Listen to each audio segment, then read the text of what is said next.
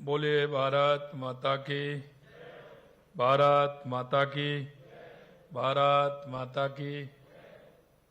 आज के इस राजस्थान दिवस के अवसर पर उद्यमी संवाद समारोह के इस कार्यक्रम में मंच पर विराजमान कैबिनेट में मेरे साथी,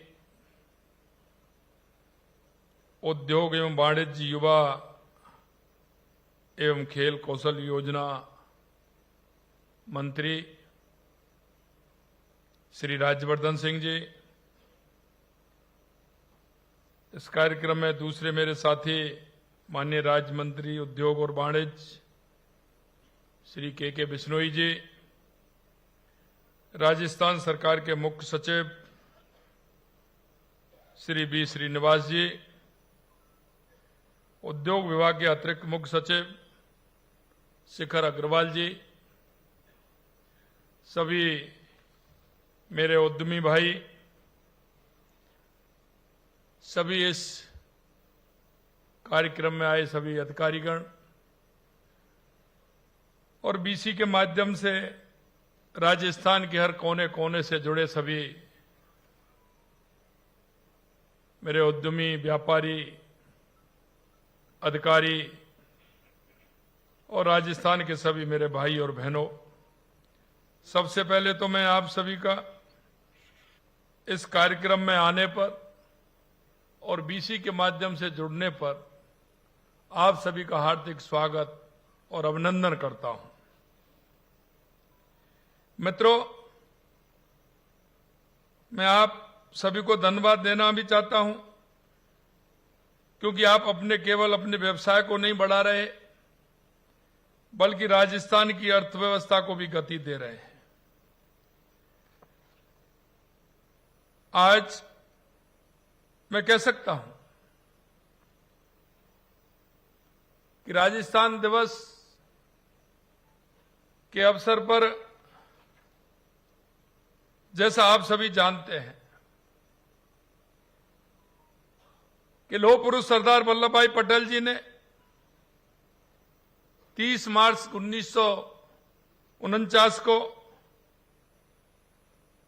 भारतीय नववर्ष की चैत्र शुक्ल प्रतिपदा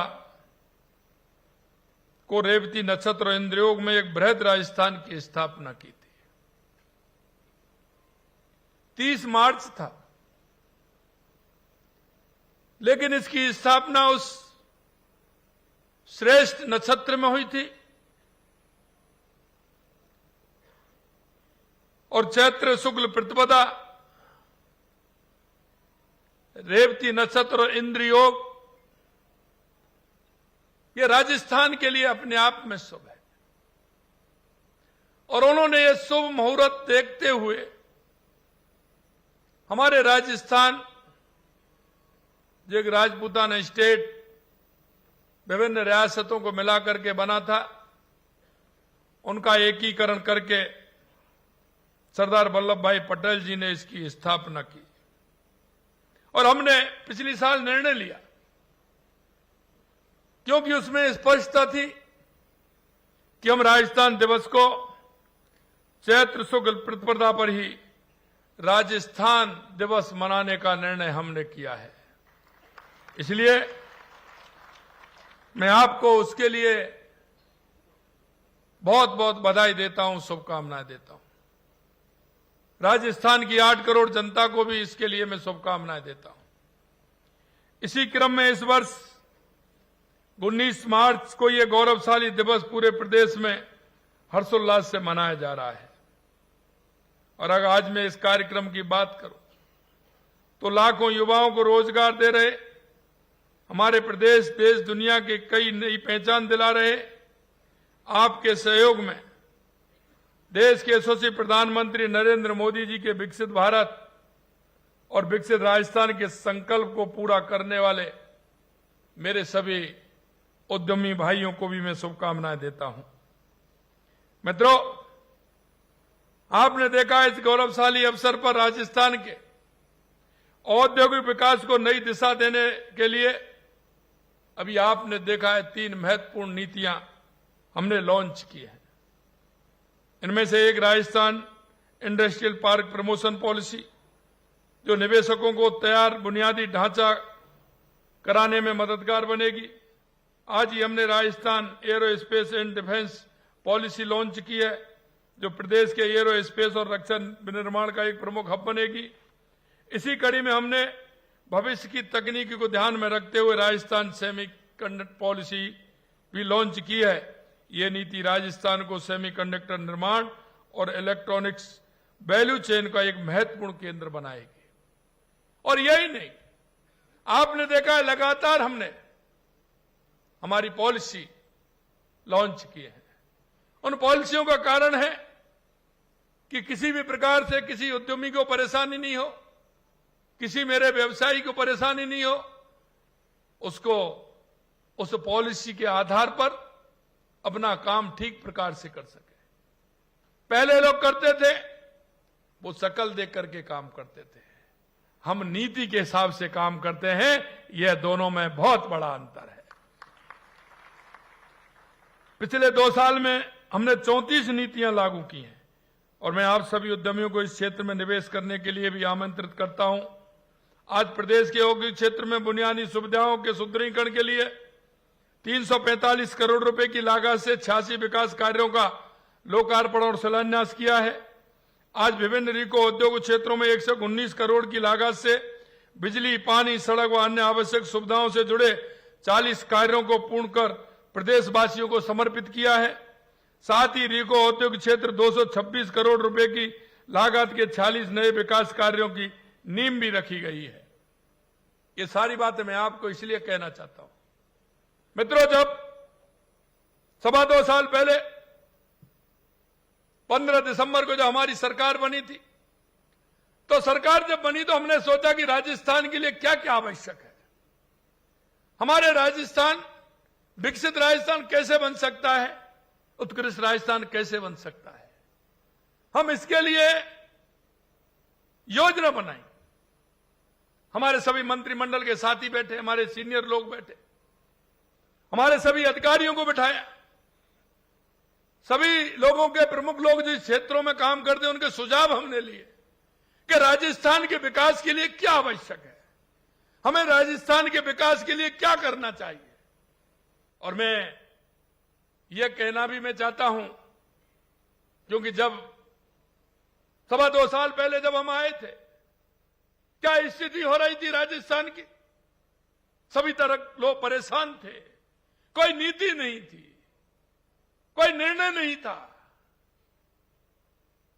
युवाओं के साथ धोखा हो रहा था, उद्यमी परेशान था।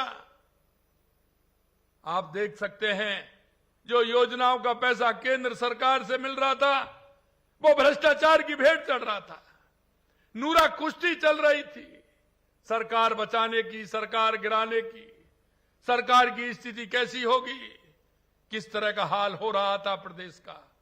मित्रों, मैं कहना चाहता हूं, जिस तरह से एक फूटा घर होता है उसको बनाने के लिए 4 बार सोचना पड़ता है। नया घर बनाते हैं तो उसका तो नक्शा बना के तैयार करके हम उसको ठीक प्रकार से बना सकते हैं, लेकिन फूटे हुए घर को, जिसमें कहीं क्या दिक्कत हो रही है, उसको काम करना ये बड़ी मुश्किल का काम था। लेकिन हमने उसको हमारे मंत्रिमंडल के सहयोग से सभी अधिकारियों को बुला करके, सभी उसमें जो ऐसे लोग थे जो उनको एक्सपर्ट थे उनको बात करके हमने एक राजस्थान का एक मैप बनाया, एक नक्शा बनाया कि राजस्थान के विकास के लिए हमें क्या आवश्यक है। सबसे पहले बात आती है कि राजस्थान के विकास के लिए बिजली और पानी की आवश्यकता है। मेरे भाई और बहनों, मैं कहना चाहता हूं, देश के यशस्वी प्रधानमंत्री नरेंद्र मोदी जी के नेतृत्व में आप हमारी 2.25 साल की पानी की योजनाएं देख रहे हैं। जिस तरह से हमारी राम जल सेतु ERCP योजना हो, चाहे हमारी यमुना समझौता जो हमने किया है उसकी हमारी पूरी तैयारी उसकी हो चुकी है, चाहे हमारी इंदिरा गांधी गंग नहर हो, चाहे हमारी नर्मदा नदी से हमारे गुजरात से पानी आता हो, चाहे हमारी देवास स्कीम हो जो आधा पानी उसका अरब सागर में जाता था, आधा हिंद महासागर में आता, आता है तो उसको टलन बना करके, एनीकट बना करके उस पानी को कैसे हम उपयोग में लें। हमारी माही डैम की सोम कमला योजना के माध्यम से जवाई में पानी कैसे जाएगा। ब्राह्मणी नदी से जो एक्स्ट्रा पानी जाता है वो हमें राजस्थान को कैसे मिलेगा। हर क्षेत्र में, हर जिले के लिए हमारी सरकार ने उसमें काम किया है। क्योंकि उद्योग के लिए भी मैं कहना चाहता हूं, सबसे पहले आवश्यकता है तो पानी और बिजली की आवश्यकता होती है, पानी और बिजली की आवश्यकता होती है। और हमने वो बिजली में जब हम आगे बढ़े, पानी के हमने काम के लिए हमने हमारा पूरा एजेंडा तैयार किया, पूरा रोड मैप बनाया, फिर हमने बिजली के लिए किया। मैं फिर धन्यवाद देना चाहता हूं देश के यशस्वी प्रधानमंत्री नरेंद्र मोदी जी को कि उन्होंने 2,40,000 करोड़ रुपए का समझौता पहली बार हमारा एमओयू केंद्र सरकार से हुआ, जिससे कि बिजली की कोई कमी नहीं आए। और ईश्वर की भी कृपा है, क्योंकि सूर्य भगवान की हमारे ऊपर कृपा है, जमीन भी हमारे पास है, तो सोलर में भी हम आगे बढ़े, पीएम सूर्य घर योजना में हम आगे बढ़े। तो अब मैं कह सकता हूं जो हमने आपसे वायदा किया था, हमारे किसानों से वायदा किया, हमारे उद्यमियों से वायदा किया कि हम आपको पूरा पानी देंगे, किसानों को सिंचाई के लिए पानी देंगे, पीने के लिए सभी को पानी देंगे। और वही आपसे कहा कि किसानों को हम 2027 तक दिन में बिजली देंगे, उद्यमी को हम 24 घंटे बिजली देंगे, उपभोक्ता को हम 24 घंटे बिजली देंगे। और आज भी मैं आपको विश्वास दिलाता हूं कि देश के यशस्वी प्रधानमंत्री नरेंद्र मोदी जी के नेतृत्व में जो कहा है वो करके बताएंगे, बिजली भी देंगे और पानी भी देंगे। मेरे भाइयों, योजना ऐसे ही नहीं बनती है, मेहनत लगती है। होटलों में रहने से काम नहीं होता है। और जब मैं ये सारी बात कहता हूं तो बड़ा दर्द लगता है। अरे दर्द तो लगेगा, दर्द इसलिए लगेगा, हम जानते हैं जो काम हमें राजस्थान के विकास के लिए करना चाहिए था, वो हम उसको टूट फूट को ठीक करने में हमारा समय जा रहा है, हम उसको कर रहे हैं। आप देख रहे हैं किस तरह से युवाओं के साथ धोखा दिया। आपने रिपोर्ट भी दर्ज नहीं की, हम रिपोर्ट भी दर्ज कर रहे हैं। और 450 लोगों को जो ऐसे उन्होंने गलत काम किया था, युवाओं के साथ कुटाराघात किया, उनको जेलों के अंदर भी हम डाल रहे हैं। यही नहीं मेरे साथियों, मैं ये भी कहना चाहता हूं, कल ही आपने देखा होगा हमारे देश के यशस्वी प्रधानमंत्री नरेंद्र मोदी जी ने जो हमारी जेजेएम की योजना थी वो 2025 तक थी, आगे बढ़ नहीं रही थी। लेकिन हमने कहा कि राजस्थान को इसको सबसे ज्यादा नुकसान होगा, क्योंकि जब उन्होंने काम किया था तो पानी का स्रोत नहीं देखा, कहां पानी जाएगा। जो हमारे गौरव पथ बने हुए थे उनको तोड़ दिया, गांव की सड़कों को तोड़ दिया, शहर की सड़कों को तोड़ दिया, पाइपलाइन डाल दी। और पाइपलाइन भी डाल दी जो 2.5 फुट या 3 फुट नीचे डलती है, वो 1 फुट पर डाल दी। अब आपकी ये दिक्कत है कि अगर उस पर भी सड़क बनाओ, 1 फुट डल गई तो वो दब जाती है, तो उसमें पानी नहीं जाएगा, तो सड़क भी बन जाती है, फिर भी उखाड़ के दूसरी पाइप डालनी पड़ेगी। हमने उस काम को भी सुधारने का काम किया है। और अभी आप देख रहे हैं, कल ही जब मैं दिल्ली के अंदर था तो उन्होंने कहा आज ये पॉलिसी हो गई है, कल ही आपको एमओयू करना। कल ही हम पहला राज्य है जो जेजेएम में हमने एम करके और उस काम को हम आगे बढ़ा रहे हैं। तो हम उन कामों को भी साथ साथ में कर रहे हैं। मेरे भाइयों, मैं आपसे इतना कहना चाहता हूं, राजस्थान बहुत पोटेंशियल है। मैं व्यापारी भाइयों को विश्वास दिलाता हूं कि आप जो चिंता करने की आवश्यकता नहीं है, आप कहां अपना उद्योग लगाना चाहते हैं। हम ये पॉलिसी लेकर के आ रहे हैं वो इसलिए कि आपको किसी प्रकार की परेशानी नहीं हो। इसलिए इस लक्ष्य को हासिल करने और उद्योग और निवेश की उद्यमता को भूमिका सबसे महत्वपूर्ण होगी। इसलिए हमारी सरकार ने अपने कार्यकाल के पहले ही राइजिंग राजस्थान किया था। लोग कहते थे, मेरे से कहा कि पहले ही साल में राइजिंग राजस्थान कैसे होगा, दूसरी साल, तीसरी साल, चौथी साल करते हैं। हमने कहा हम पहली साल ही करेंगे, तीसरी साल भी करेंगे, आप चिंता मत करिए। और आपने देखा राजस्थान के अंदर जिस तरह से पहली बार 35 लाख करोड़ के एमओयू हुए, लोगों की संख्या आने की 4,000 4,500 थी, 10,000 तक हमारी संख्या पहुंच गई।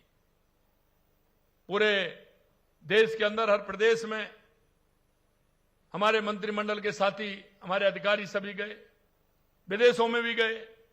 और मैं आपके माध्यम से धन्यवाद देना चाहता हूं हमारे राजस्थानी प्रवासी भाइयों को कि उन्होंने मन से जुड़ करके जहां भी हम गए वहां उनका प्यार और दुलार तो मिला, लेकिन राजस्थान के विकास में वो हमें पूरी तरह से राजस्थान के प्रति समर्पित मिले। इसलिए उन प्रवासी भाइयों को भी मैं बहुत बहुत धन्यवाद देना चाहता हूं। हमारी सभी उद्योग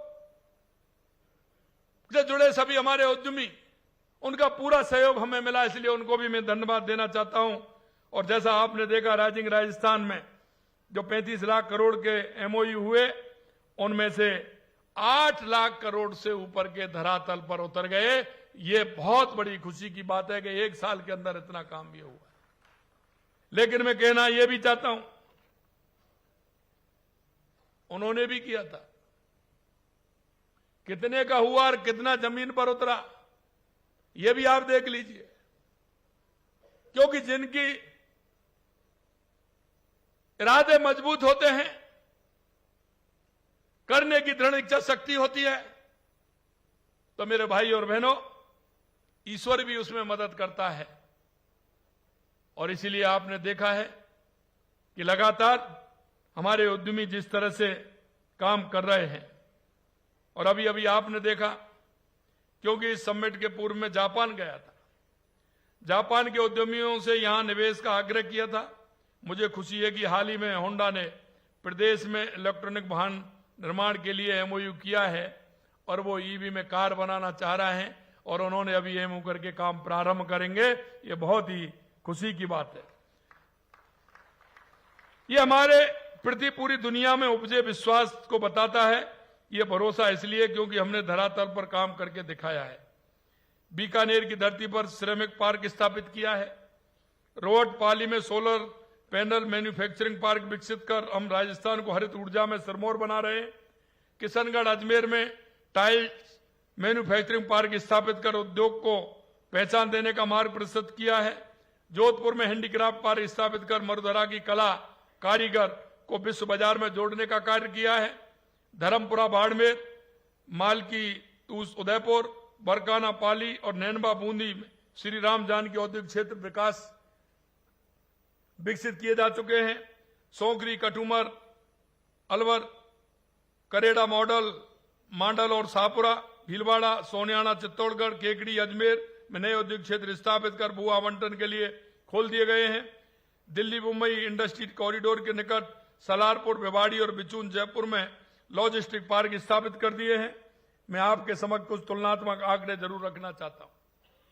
ये सारी बातें मैं इसलिए कहना चाहता हूं कि आप अंतर देखेंगे। हमारी सरकार ने 2 वर्ष में रीको द्वारा स्थापित औद्योगिक क्षेत्र 31 और उन्होंने अपने 2 साल में सिर्फ 16 खोले थे, इनसे 2 गुने। रीको द्वारा आवंटित औद्योगिक भूखंड 2453 और इनके 1585 यानी 1.5 गुना। कांग्रेस की सरकार से 1.5 गुना। औद्योगिक क्षेत्र पर कुल खर्चा 2007 करोड़ रुपए और उनके मात्र 705 करोड़ रुपए, यानी हमने 3 गुना खर्चा किया है औद्योगिक क्षेत्रों के ऊपर। सूक्ष्म एवं लघु एवं मध्यम उद्योग स्थापना में 11,61,312 और उनके मात्र 2,13,000 यानी 5 गुना काम उनसे ज्यादा हमने 2 साल में करके बताया है। और मित्रों, राजस्थान एक बेस्ट इंडस्ट्रियल डेस्टिनेशन बनने जा रहा है। रिप्स 2024 को राज्य में घरेलू और विदेशी निवेश आकृत करने के लिए लॉन्च किया गया है। भूमि उपयोग परिवर्तन की अनुमति समय सीमा 60 दिन से घटा करके हमने 30 दिन कर दी। इसमें आपका ही था, आपका ही सुझाव था कि इसको कम किया जाए। 30 दिन कर दी गई है। समय से उत्तर न मिलने पर डीम्ड अनुमोदन का प्रावधान भी किया है। पर्यावरण अनुमति की प्रक्रिया तेज हो गई है। राजनिवेश पोर्टल एवं राष्ट्रीय सिंगल विंडो सिस्टम से पूर्णतः जुड़ चुका है और 14 विभाग 143 से ज्यादा सेवाओं को एक मंच पर उपलब्ध करवा रहा है। निजी क्षेत्र को कुशल मानव संसाधन उपलब्ध कराने के लिए हमने काम किया है। युवाओं को गुणवत्ता पूर्ण कौशल प्रशिक्षण उपलब्ध कराने के उद्देश्य से राज्य कौशल नीति 2025 जारी की गई। युवाओं के सर्वांगीण व्यक्तित्व विकास के लिए उन्हें प्रोत्साहित करने के लिए उनकी समस्या को तुरंत निस्तारण करने की राजस्थान युवा नीति जारी की गई। निजी क्षेत्र में 3 लाख युवाओं को रोजगार भी दिया है। मैं धन्यवाद देना चाहता हूं अभी हमारे युवा उद्यमियों को। मित्रों, किसी को छोटा लगता होगा, लेकिन मेरे को मन में बड़ी प्रसन्नता हुई।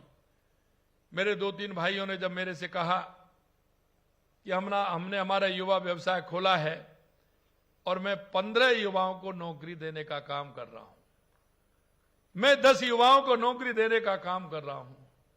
मेरे भाई और बहनों, बड़े उद्योग की तो मैं कहता है, मैं भी कहता हूं और आप भी कहते हैं, लेकिन मैं कहना चाहता हूं हमारे छोटे उद्योग भी आने चाहिए।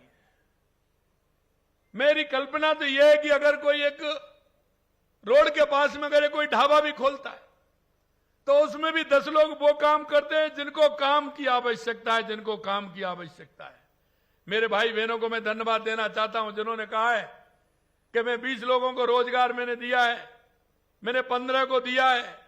मेरे युवा साथियों, मैंने इसीलिए युवा नीति लेकर के हम आए हैं, जिससे कि हमारे युवा आगे आए, युवा आकर के अपना स्वयं का काम खोलें और अपने छोटे भाई बहनों को रोजगार देने का काम करें। तो निश्चित रूप से अगर ये काम करेंगे, हमारी सरकार हमारे युवा साथियों के पूरी तरह से तैयार है। और इसीलिए हमने कहा है कि हम 50 लाख से लेकर के 1 करोड़ रुपए तक का आपको बैंक से लोन दिलवाएंगे। उसमें भी ब्याज बहुत ही कम है और कुछ में तो बिल्कुल नहीं है। इसलिए हम कहना चाहते हैं, हम युवाओं के दर्द को समझते हैं। हम ये समझते हैं कि हमारे युवा साथी वो युवा साथी जिसके मन में काम करने की तमन्ना होती है, अपने परिवार को सुविधा देने की आवश्यकता समझते हुए काम करना चाहता है। लेकिन आप सभी जानते हैं, वैसे तो सभी उनसे हाँ करेंगे, करना चाहिए आपको, अच्छा काम कर रहे हो, ये भी कर लीजिए, ये भी कर लीजिए। लेकिन जब पैसे की बात आती है तो वो भी, परिवार के भी, घर वाले भी कई बहाना बना देते हैं कि पता नहीं युवा है, ये देगा कि नहीं देगा, काम चलेगा नहीं चलेगा, 4 बात सोचते हैं। अरे मेरे युवा साथियों, आप चिंता मत करिए, उसकी गारंटी लेने के लिए हम तैयार हैं। आप अपना हौसले से काम करिए। सरकार हमारी पूरी तरह से हमारे युवाओं के साथ खड़ी है। और मैं जो हमारे उद्यमी हैं बड़े, उनसे भी आग्रह करना चाहता हूं, आपको भी मैं याद दिलाना चाहता हूं, आप अपना वो ध्यान वहां ले जाइए जहां से आपने अपना उद्योग स्टार्ट किया था। तब आप भी हमारे युवाओं की तरह कहीं ना कहीं भटक रहे थे। ऐसे बहुत कम होंगे, 10% होंगे जिनका पारिवारिक रूप से होगा, उनके पिताजी दादाजी भी उस उद्योग में होंगे। लेकिन ऐसे मेरे साथी ज्यादा होंगे जिन्होंने स्वयं ने अपना उद्योग स्टार्ट किया होगा। तो वो भी इसी तरह, मेरे जो युवा आपके पास जाते हैं, वो भी इसी तरह से आप गए होंगे। आप उस दिन को याद कर लो, कोई ना कोई आपका सहारा बना होगा, किसी ना किसी ने आपकी मदद की होगी, किसी ना किसी की उंगली पकड़ कर आप चले होंगे। अरे मेरे उद्यमी भाइयों, मेरे युवाओं की उंगली पकड़ लीजिए, ये राजस्थान अपने आप विकसित हो जाएगा, अपने आप विकसित हो जाएगा। और आपको चिंता क्या है? आपको सिर्फ अपना हुनर, अपना अनुभव बताना है। बाकी गारंटी तो हम कर रहे हैं ना। उसकी तो हमने कहा है कि हमारे देश के यशस्वी प्रधानमंत्री नरेंद्र मोदी जी ने कहा है कि युवाओं का गारंटर मैं हूं।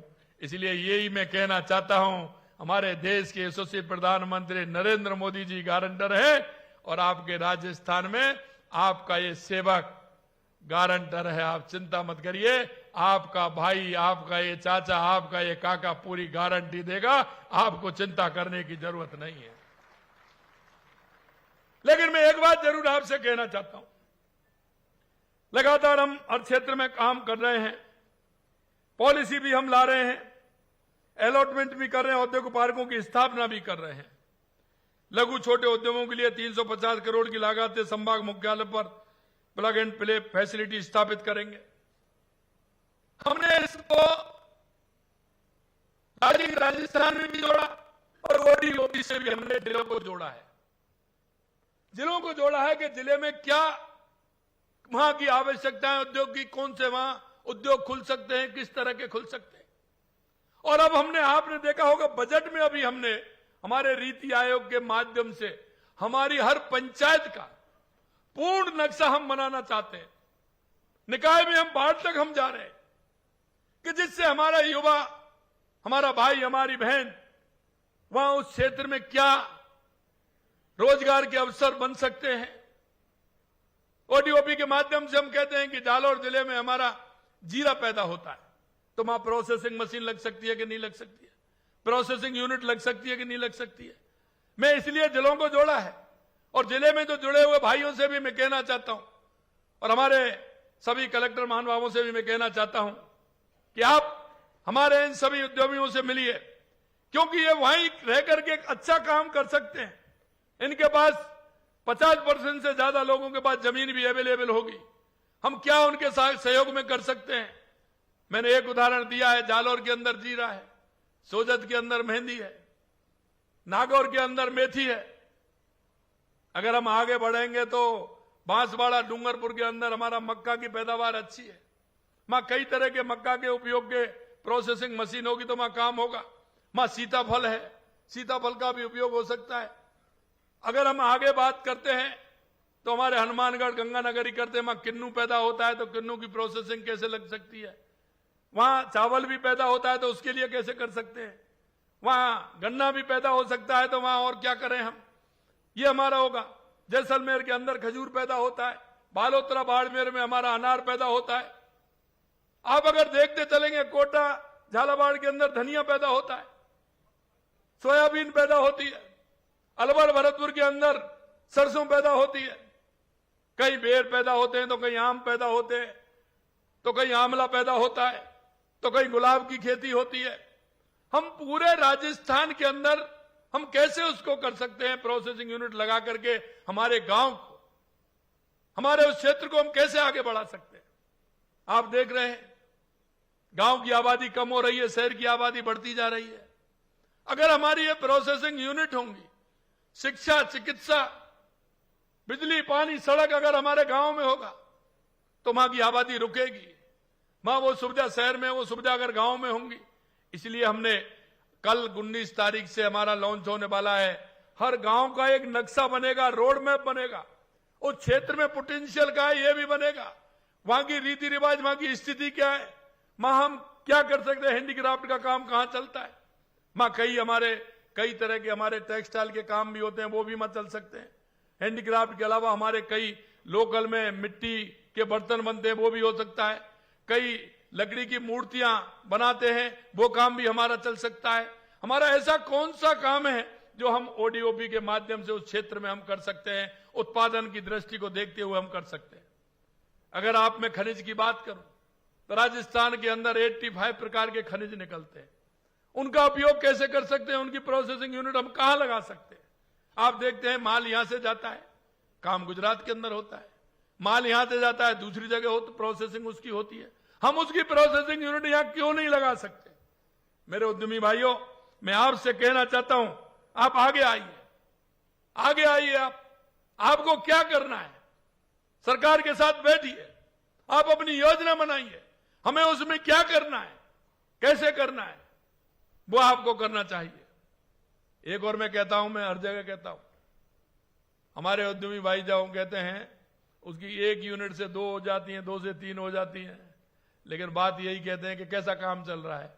फिर वो कहते हैं काम चल रहा है साहब, टाइम पास हो रहा है, दाल रोटी निकल रहे हैं।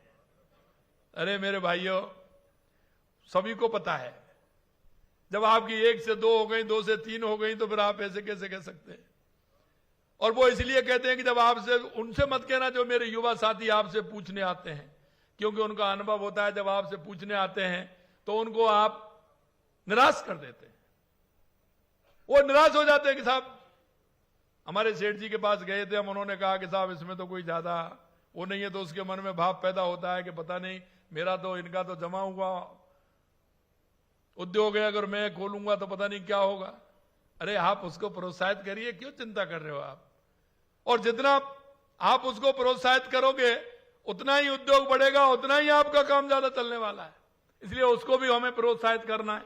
उसको भी प्रोत्साहित करके उसको किस तरह से उसके जीवन में खुशहाली आ सकती है। मित्रों, हर व्यक्ति का योगदान होता है, हर व्यक्ति के उद्योग का योगदान होता है। उद्योग छोटा बड़ा नहीं होता है, उसकी उपयोगिता होती है कि उसका उपयोग कहां हो रहा है, कितने व्यक्तियों को हम सुविधा दे रहे हैं। इसलिए हमारा उद्योग हमें बढ़ाते हुए हमें काम करना चाहिए। अभी आप देख रहे हैं 600 करोड़ रुपए से जोधपुर पाली मारवाड़ औद्योगिक क्षेत्र में 3600 हेक्टेयर भूमि विकसित करेंगे। कल मेरे पास एक आए थे मिलने के लिए, मैंने कहा आप जोधपुर पाली मारवाड़ औद्योगिक क्षेत्र में आइए, बहुत बड़ा क्षेत्र है, पानी की भी सुविधा है। और मैंने इस बार कहा है कि वहां जो वेस्ट पानी है जिसकी दिक्कत होती है उसके लिए भी हमने कहा है कि हम पाइपलाइन की डीपीआर उसमें हम बना रहे हैं। तो हमें उद्योग क्षेत्र की लगती है कि वहां क्या सुविधा है उसको निश्चित रूप से पूरी करने की कोशिश हम कर रहे हैं। प्रदेश में लॉजिस्टिक इकोसिस्टम के विकास हेतु भिवाड़ी, सलारपुर, डीडवाना, कुचामन, परवत्सर में भूमि आवंटित की गई है। राज्य में नए लॉजिस्टिक एवं विकसित करने के लिए निजी क्षेत्र के सहयोग से inland container depot, multi modal logistic hub आदि स्थापित करेंगे। हम प्राइवेट क्षेत्र में भी जा रहे हैं कि कुछ लोग आए, उसको डेवलप करें। देश विदेश के प्रवासी राजस्थानियों से सतत संवाद जुड़ाव के लिए domestic and overseas Rajasthani affair विभाग गठित किया गया है। राजस्थान फाउंडेशन के 26 चैप्टर कार्यशील हैं और आगामी वर्ष दक्षिण अफ्रीका, न्यूजीलैंड, कनाडा को सम्मिलित करते हुए 14 नए चैप्टर भी हम शुरू करेंगे। क्योंकि उन लोगों का कल रात को ही मेरे पास फोन आया, क्योंकि वहां तो यूएस में सुबह के 10 बज रहे थे और यहां 12 बज रहे थे रात के। तो रात को फोन आया, मैंने देखा कि रात को फोन आया, लेकिन मैंने कहा रात को आया है लेकिन उनके तो सुबह है इसलिए उठाना चाहिए। उन्होंने कहा कि साहब हम राजस्थान में आना चाहते हैं, राजस्थान के लिए एक बड़ा ग्रुप आना चाहता है, वो आपसे मिलना चाहता है। मैंने उनको कहा कि आप समय ले लीजिएगा, कब आप आना चाहते हैं, काम अब आप कब आना चाहते हैं, कहाँ है, तो आप एक समय ले लीजिएगा और आप आइए, निश्चित रूप से राजस्थान में आपका स्वागत है। और ओडीओपी पॉलिसी के बारे में मैंने आपको बताया मित्रों, EIML पॉलिसी लागू की गई है। एक और मैं आपसे कहना चाहता हूं, हमारा राजस्थान अगर आप देखोगे हर दृष्टि में और प्रदेशों की अगर तुलना करोगे तो सबसे अलग है। जैसा मैंने कहा पोटेंशियल है हर क्षेत्र में, चाहे वो पर्यटन का क्षेत्र हो, आप देख सकते हैं राजस्थान जैसा कहीं नहीं होगा। जैसा आप देखना चाहें, झीलें देखना चाहें झीलें भी मिल जाएंगी, और आप रेगिस्तान देखना चाहें तो वो भी देख सकते हैं। आप बड़े बड़े किले भी देख सकते हैं, महल भी देख सकते हैं, अभ्यारण्य भी देख सकते हैं।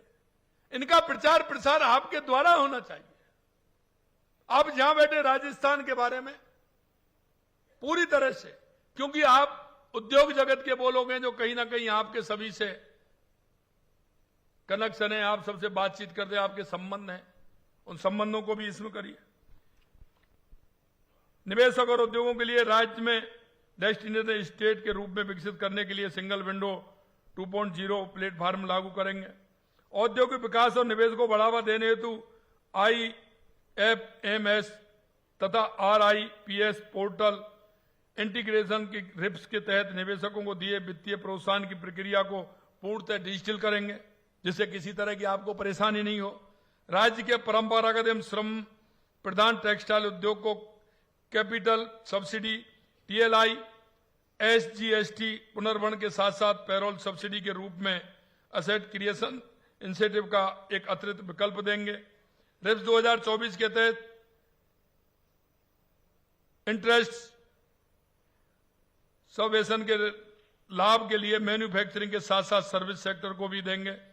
सर्विस और लॉजिस्टिक आधारित अर्थव्यवस्था को और गति प्रदान करने हेतु GCC तथा warehouse and logistic sector को भी RIPS 2024 के तहत विस्तार के लाभ भी उनको देंगे।